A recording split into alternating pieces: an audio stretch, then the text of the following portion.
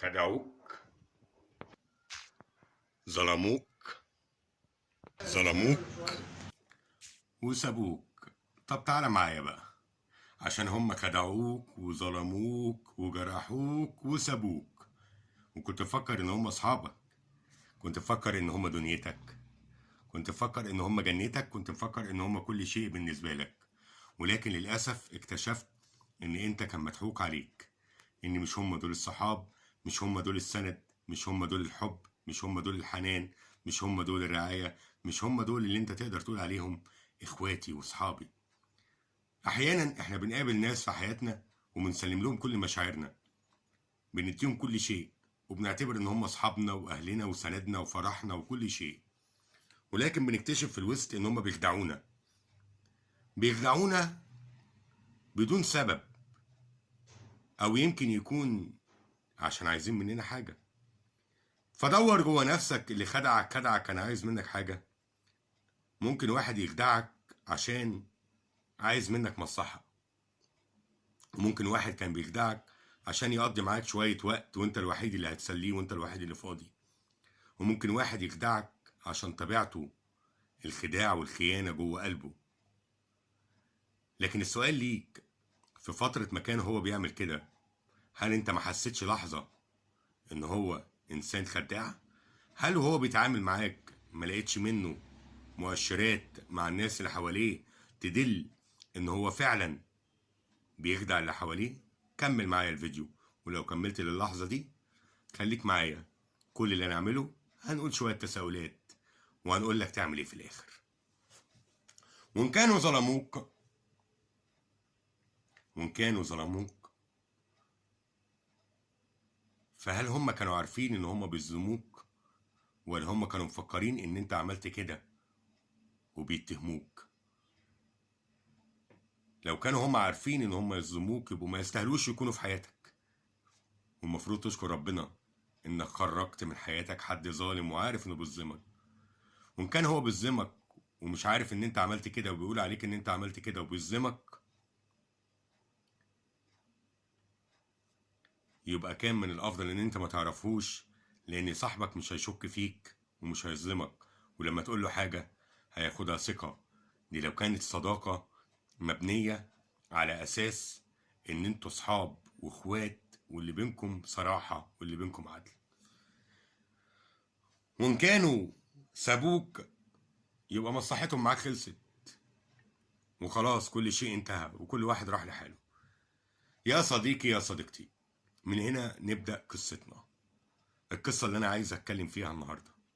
ولو وصلت معايا لحد اللحظة دي، ما تنساش تحط لنا اللايك الجميل والكومنت تحت.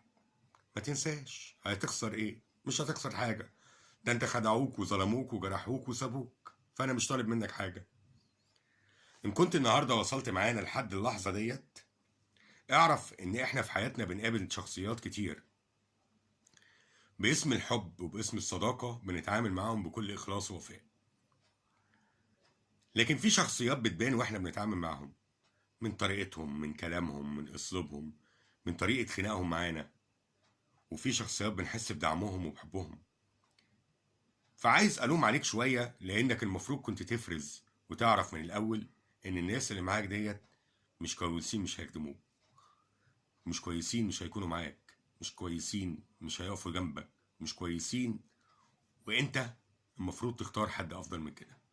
يا صديقي العزيز، اعرف دايما ان حياتك هي عبارة عن رحلة، فانت بتقابل فيها ناس حلوة وناس وحشة.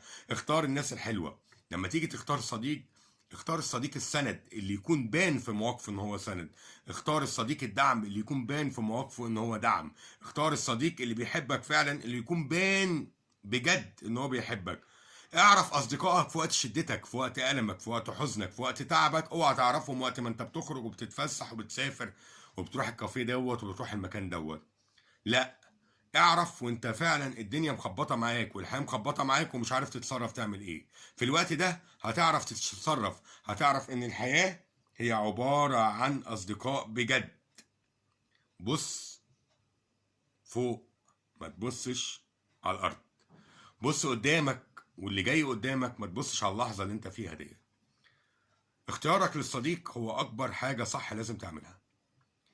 وانت بتكتشف الاصدقاء وبتعرف ان ده صديق او مش صديق وبيقع منك شويه، ان كان بخداعهم او بكذبهم او بظلمهم او بغشهم، فاعرف ان انت كنت بتعمل بروفا على الاصدقاء ودول مش اصدقاء.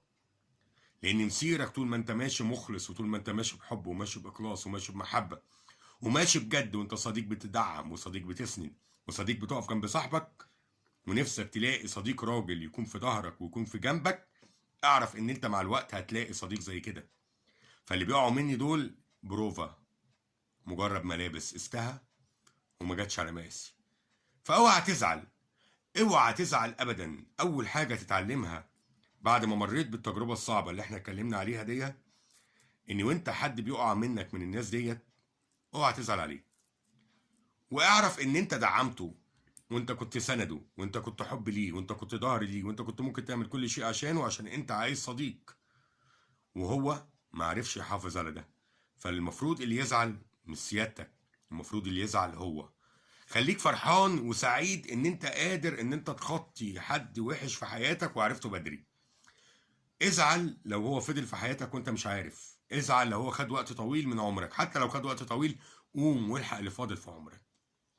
فاول حاجه تعملها ان انت تفرح ان انت تخلصت من وباء اسمه وباء صداقه مزيف، وهو مش صداقه. تاني حاجه تعملها ان انت تدور على الناس اللي شبهك، هتلاقيهم، هتعرفهم، وحتى لو ما لقيتهمش مش هيطلعوا مقاسك، ومع اول مشكله هيتقلعوا وهيترموا. لما صفيحه الزباله عندك تزيد قوي ما تحتفظش بيها، اتخلص منها. لما اللبس ما يجيش على قدك ما تلبسهوش لانه هيفرج الناس عليك. ما تاخدش حد مش على مقاسك، ما تاخدش حد مجرد عدد، ما تاخدش حد عشان ما تبقاش لوحدك، لان الوحده هتدور فيها على حد كويس، لكن لما تكون مع حد مش كويس هتتعب. فانا بشكرك جدا وبشكركم جدا، وبتمنى ليكم ان انتوا تقابلوا الاصدقاء الحقيقيين، الاصدقاء المخلصين. واوعوا تزعلوا ان انتوا قابلتوا ناس خاينين خداعين غدارين. طبيعه الحياه.